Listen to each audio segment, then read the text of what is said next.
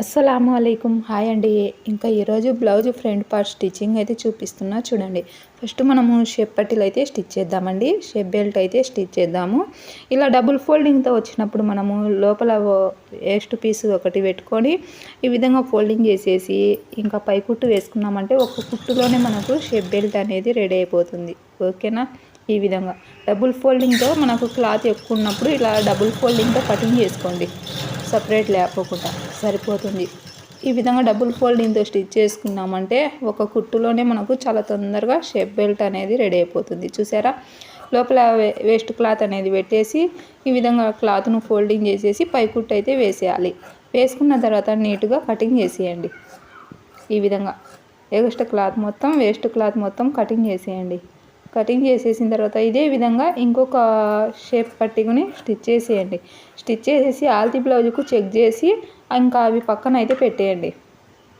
Next వచ్చేసి ఇంకా మనము ఫ్రంట్ పార్ట్కు డాట్స్ అయితే వేసుకోవాలి. చూడండి, ఈ విధంగా front part dots main dot వేసేటప్పుడు మనము ఉక్సులు పట్టి దారాల పట్టి వైపు నుంచి ఒక 4 ఇంచులు వచ్చే విధంగా చూసుకొని 4 ఇంచుల దగ్గరికి ఫోల్డింగ్ చేయండి. ఫోల్డింగ్ చేసేసి డాట్ ఎడల్పు వచ్చేసి ఒక 1 ఇంచు, చిన్న సైజ్ అయితే 1 ఇంచు ఎడల్పుతో అయితే వేసేయండి. పొడవు వచ్చేసి ఒక 2.5 వచ్చే విధంగా చూసుకోండి. ఆ తర్వాత ఉక్సులు పట్టి దారాల పట్టి వైపు డాట్ అయితే వేయండి. ఆ తర్వాత వచ్చేసి సంఖ భాగంలో మనము లోత్ అనేది తీయాలండి. క్రాస్ అనేది తీసుకున్నామంటే మనకు ముడతలు అనేది రాకోకుండా ఉంటుంది. లోపల సంఖలో లోతు తీస్తే మనకు సంఖ భాగంలో ముడతలు అనేవి రాకుండా ఉంటుంది. ఈ విధంగా క్రాస్ తీసుకున్న తర్వాత ఇంకా సంఖ భాగంలో కూడా డాట్ అయితే ఈ విధంగా వేసేయాలి. చూడండి, ఈ డాట్ పొడవు వచ్చేసి ఒక 3.5 ఇంచులు వచ్చే విధంగా చూసుకోండి. ఇంకా ఎడల్పు అంటే ఎక్కువ అస్సలు మనం తొక్కియద్దండి. జస్ట్ మనం ఒక పాదం ఖర్చుతో తొక్కిస్తే క్లాత్ అనేది సరిపోతుంది. ఈ విధంగా స్టిచ్ చేసిన తర్వాత ఇప్పుడు మనము షేప్ పట్టీని స్టిచ్ చేద్దామండి. ఇప్పుడు ఈ విధంగా చూసుకోవాలి. చూడండి, మనకు షేప్ బెల్ట్కు షేప్ వస్తుంది.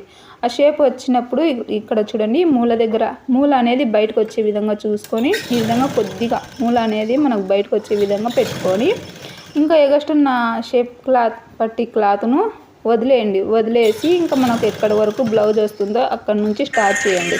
పాదం ఖర్చుతో ఈ విధంగా స్టిచ్ చేసుకుంటూ రావాలా. చూడండి, ఇలా స్టిచ్ చేసేటప్పుడు మనము బ్లౌజ్ను అస్సలు గుంజకోకుండా స్టిచ్ చేయాలండి. చూసారా ఎంత పర్ఫెక్ట్గా అయితే వచ్చేసిందో.